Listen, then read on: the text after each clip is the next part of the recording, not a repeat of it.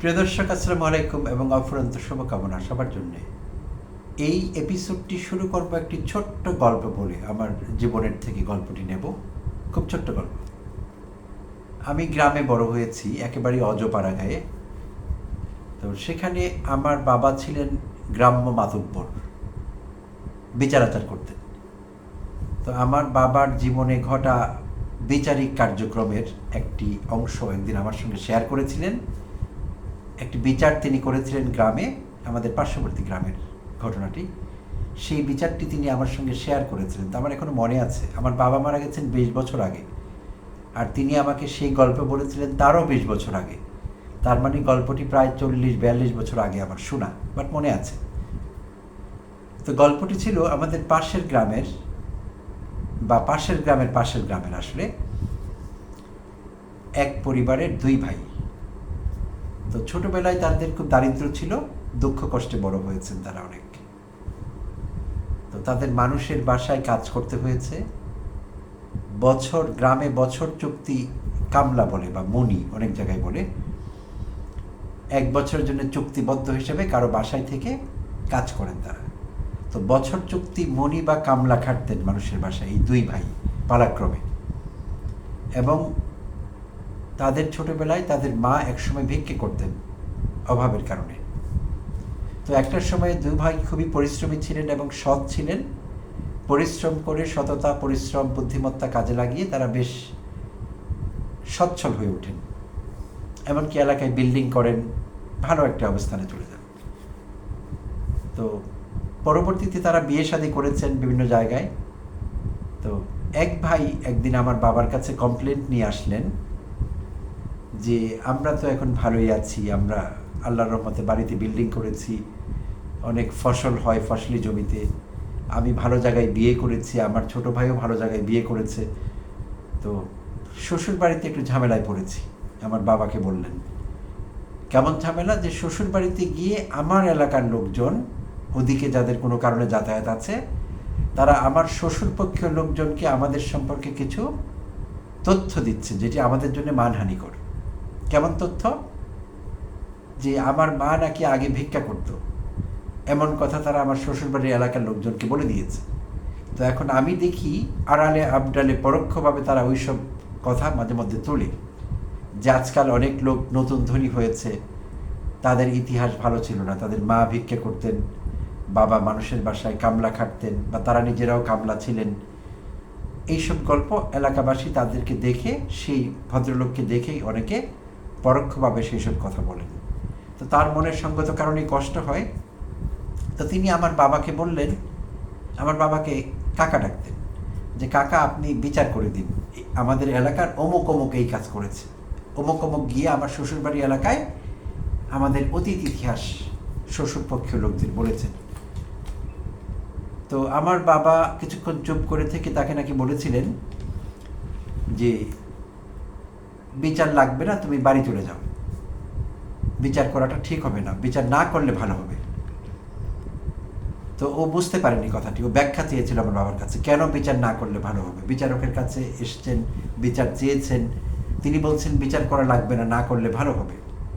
তো বুঝতে পারেননি কারণটি। তখন আমার বাবা নাকি তাকে বুঝিয়ে বলেছিলেন যে দেখো, আমাদের এলাকার অনেক লোক জানেন না বিষয়টি, 1-2 জন যারা জানেন বা মনে আছে তাদের কেউ গিয়ে তোমার শ্বশুরবাড়ি এলাকায় বলেছে, আর বাকি লোকেরা আমাদের এলাকার এখন জানেন না, যারা পরবর্তী ইয়াঙ্গার জেনারেশন তারা জানেন না তোমার মা ভিক্ষে করতেন, তোমার বাবা কামলা খাটতেন, কিংবা তোমরা দুই ভাই পালাক্রমে মানুষের বাসায় চুক্তিভিত্তিক কামলা ছিলে, এটি অনেকেই জানেন না, খুব কম লোক জানেন। তো এখন যদি বিচার করি এই বিষয়ে, তাহলে এলাকার লোকজন সবাই জানবে। এখন এলাকার লোকেরা তোমাদের তুচ্ছ করবে, এখন তুচ্ছ করছে না, এখনকার পরিস্থিতি অনুযায়ী তোমাদের মূল্যায়ন করছে না অনেকেই। তোমরা এখন সচ্ছল লোকদের ভালো মূল্যায়ন করা হয়, তোমরা সেই মূল্যায়নটি পাচ্ছ। যদি এই বিষয়ে বিচার করি, এলাকার বড় ছোট সবার আবার মেমোরি রিফ্রেশড হবে, তোমাদের অতীত ইতিহাস তারা জানবেন, জানলে তোমাদের আবার ছোট করবার চেষ্টা করবেন। সো সেটির দরকার কি? 1-2 জন জানতেন, তারা গিয়ে বলেছেন, ওখানকার 2-4 জন লোক জেনেছে, ওরা তোমার শ্বশুর পক্ষের লোক, ওরা তোমাকে সরাসরি বলবে না, অন্যেরা হয়তো বলেছে। তো তুমি বিষয়টি ভুলে যাও, ভুলে গেলে তোমার জন্য ভালো। তো এই ছিল বিচার। তো আমার বাবা বিচার করলেন না, কিন্তু বিচার কিন্তু হয়ে গেল। আচ্ছা, সুপ্রিয় দর্শক শ্রোতা, কেন আমি এই গল্প ফেলেছি? বাংলাদেশে রোববার দিন ঘটে গেল একটি চমকপ্রদ ঘটনা এবং চাঞ্চল্যকর কিছুটা। এই জন্যে বলছি চাঞ্চল্যকর, কারণ এই ঘটনার সঙ্গে দুজন হাই প্রোফাইল লোক জড়িত।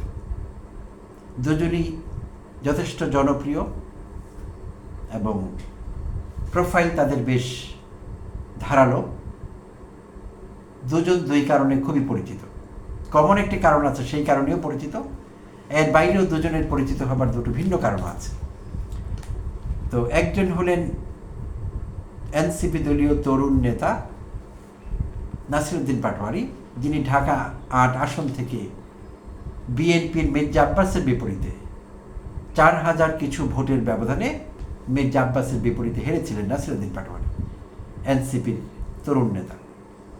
আর আরেকজন হলেন একই আসনের ঢাকা ৮-এর সংসদ সদস্য নির্বাচিত হওয়া মির্জা আব্বাস, যিনি একই সঙ্গে বর্তমান প্রধানমন্ত্রী জনাব তারেক রহমানের রাজনৈতিক উপদেষ্টা, বিএনপির স্থায়ী কমিটির সদস্য এবং একজন সংসদ সদস্য এবং ব্যবসায়ী।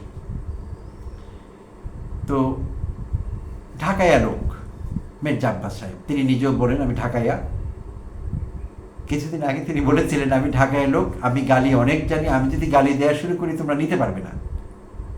আচ্ছা, তো এই দুজন আলোচনায় অনেকদিন থেকেই তারা আলোচনায় আসলে জাতীয় সংসদ ত্রয়োদশ জাতীয় সংসদ নির্বাচনের আগে থেকেই নাসিরউদ্দিন পাটোয়ারি এবং মির্জা আব্বাস বাগযুদ্ধ চলছিল বিভিন্ন সময়। তো সেই বাগযুদ্ধ সংবাদপত্রে এসেছে, সামাজিক গণমাধ্যমে আলোচনা হয়েছে।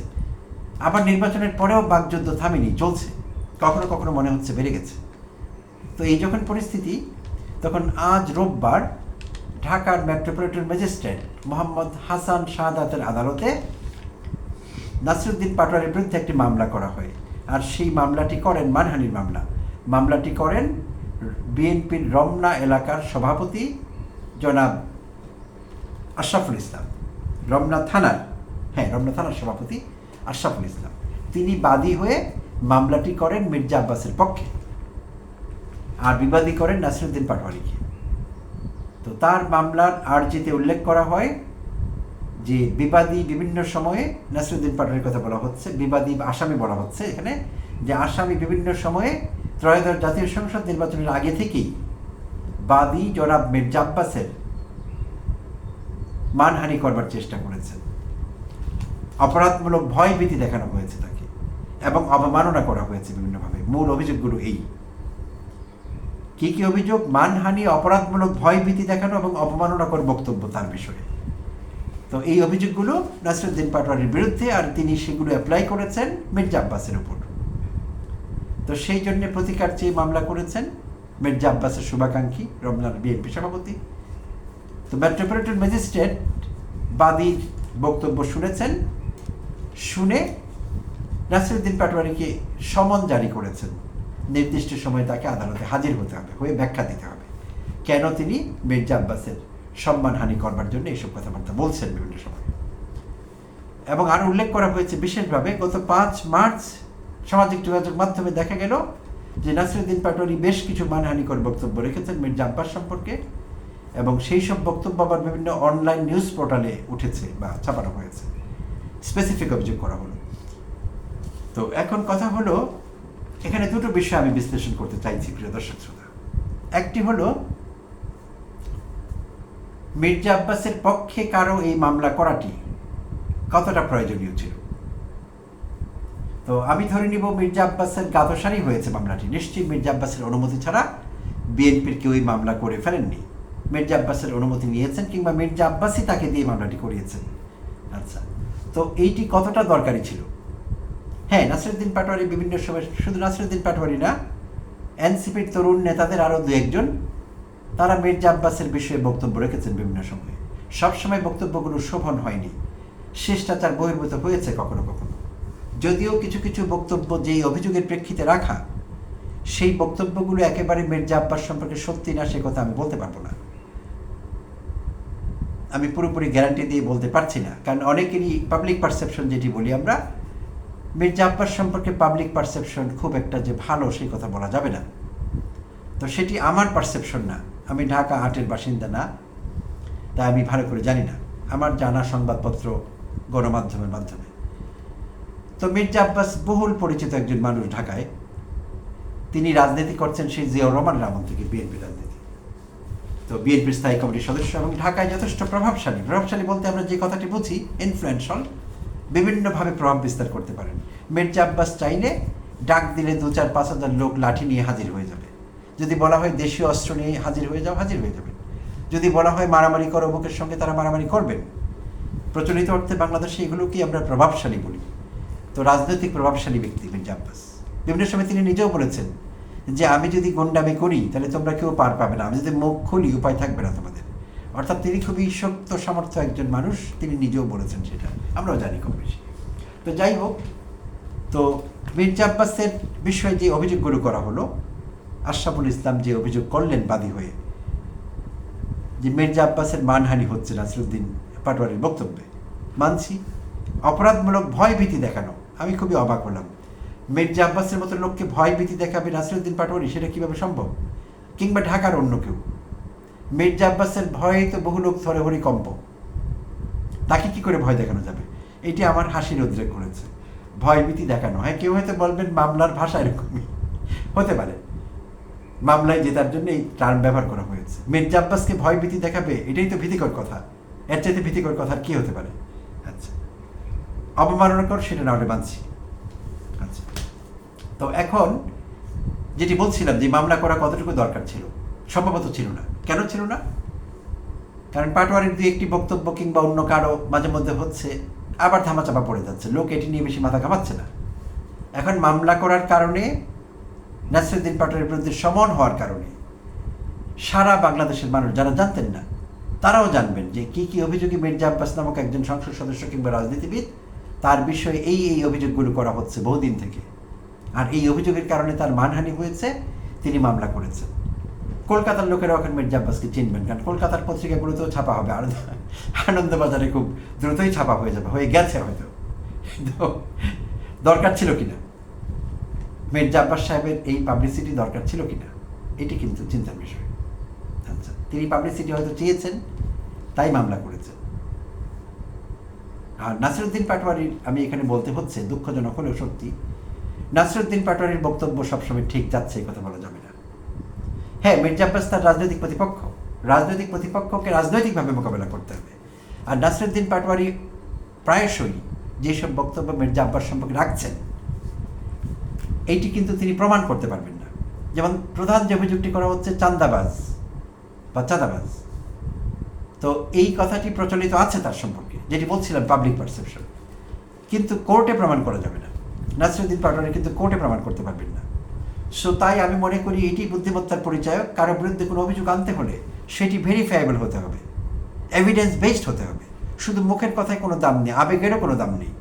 এখন পাটোয়ারি কোর্টে দাঁড়িয়ে বললেন যে ইউর অনার, আমার এরকম মনে হয়েছে, লোকেরাও এরকম বলে, তাই আমি এরকম বলেছি, এটি আদালতে গ্রহণযোগ্য না। আদালত এটিকে অপমাননা হিসেবেই নেবেন। কারণ নাসিরউদ্দিন পাটোয়ারি একজন দায়িত্বশীল লোক, তিনি সংসদ সদস্য হতে পারেননি। কিছু অভিযোগ আছে যে তাকে ইঞ্জিনিয়ারিং করে হতে দেওয়া হয়নি, সেই সম্ভাবনা উড়িয়ে দেওয়া যায় না। কারণ বিএনপি ইলেকশন ইঞ্জিনিয়ারিংয়ের সঙ্গে কম বেশি জড়িত হয়েছিল, এটি সত্যি কথা। এখনও বহু কেন্দ্রের বহু আসনের ব্যাপারগুলো বিচারাধীন আছে। তো সেই অর্থে কোনো ইঞ্জিনিয়ারিং সেখানে হয়নি সেটাও বলা যাবে না। ইন এনি কেস পাটোয়ারি হেরেছেন, হার জিত আছেই। তো নির্বাচনের আগে যেগুলো বলতেন, পরে এসে কেন সেগুলো আবার বলতে হবে? একই কথা রিপিট কেন করতে হবে? মির্জা আব্বাস যা, সেটি সারা বাংলাদেশের মানুষ জানেন, ঢাকার মানুষ জানেন। পাটোয়ারির তো আমাদের সপ্তাহে 1-2 দিন পর এটি মনে করিয়ে দেওয়ার কোনো দরকার নেই। আর সেটি কোনো ভালো ফলাফল বই আনছে না। পাটোয়ারির সঙ্গে এবং সার্বিকভাবে জাতীয় নাগরিক পার্টির সঙ্গে, এনসিপির সঙ্গে বাজে সিচুয়েশন তৈরি করছে বিএনপির, যেটি আমরা নির্বাচনের আগে দেখেছি। নাসিরউদ্দিন পাটোয়ারি প্রতিরোধের সম্মুখীন হয়েছেন, ডিম নিক্ষিপ্ত হয়েছে তার উপর, বাজেভাবে তাকে ট্রিট করা হয়েছে। কেন হতে পারবে এটি? এনসিপি থেকে তো গণসংযোগ করেছেন নাহিদ ইসলাম, তার তো কোনো সমস্যা হয়নি। গণসংযোগ করেছেন হাসনাত আব্দুল্লাহ, গণসংযোগ করেছেন সার্জিস, তারা তো কোথাও গিয়ে ডিম খায়নি, ডিম পায়নি, তাদেরকে কেউ প্রতিরোধ করেনি। তাহলে এই আচরণ নাসিরউদ্দিন পাটোয়ারির দিনের পর দিন কেন? আমি জানি এনসিপি লাভার্সরা এখনই ঝাঁপিয়ে পড়বেন, কেউ বলবেন চাঁদাবাজকে তো চাঁদাবাজি বলতে হবে, কি বলবে এই সেই, এগুলো বাজে কথা। প্লিজ এগুলো করবেন না, এগুলো করলে কোনো লাভ হয় না। এগুলো করে উস্কে দেওয়া হয়, আর উস্কে দিলে কোনো কিছু সমাধান হয় না, জটিল হয় পরিস্থিতি। একটা নিন্দনীয় কাজকে নিন্দনীয়ই বলতে হবে। বয়সের একটা ব্যাপার আছে, মির্জা আব্বাসের অনেক বয়স হয়েছে, 80 ছুঁই ছুঁই হয়তো। সো নাতির বয়সী নাসিরুদ্দিন পাটোয়ারি, তার পেছনে সারাক্ষণ পড়ে থাকার দরকার কি? বাংলাদেশে কি একমাত্র চাঁদাবাজ, একমাত্র দুর্নীতিবাজ শুধু মির্জা আব্বাস? আর নেই কেউ? আছে, অসংখ্য আছে, বিএনপিতে আছে, আরও আছে। তো শুধু এক মির্জা আব্বাসের পেছনে পড়ে থাকার দরকার কি? এগুলো শত্রুতার সৃষ্টি করছে, প্রতিহিংসার জন্ম দেয়, শত্রুতার জন্ম দেয়। সো এই বিষয়গুলো এড়িয়ে চললে, এই বিষয়গুলো বিবেচনায় আনলে নাসিরুদ্দিন পাটোয়ারি ভালো করবেন। মানুষও এটি সহজভাবে নিচ্ছে না, ভালোভাবে। একই খিস্তি খেউর বারবার আওড়ালে সত্যি হলো মানুষ সেগুলো ভালো চোখে দেখে না এবং ভালোভাবে নেয় না। তাই আমার অনুরোধ থাকবে, নাসিরুদ্দিন পাটোয়ারি এইবার অন্তত সমন পাওয়ার পর হলেও সাবধানী হবেন কথোপকথনে, বাক শব্দ চয়নে এবং প্রতিপক্ষকে আক্রমণ করবার বিষয়ে। রাজনৈতিকভাবে মোকাবেলা করতে হবে, অন্য কোনোভাবে না। সেই ভাষা ভদ্রলোকের ভাষা না, আর এগুলো বারবার বলবার কোনো প্রয়োজন নেই। ধন্যবাদ দর্শক শ্রোতার সঙ্গে থাকবার জন্য।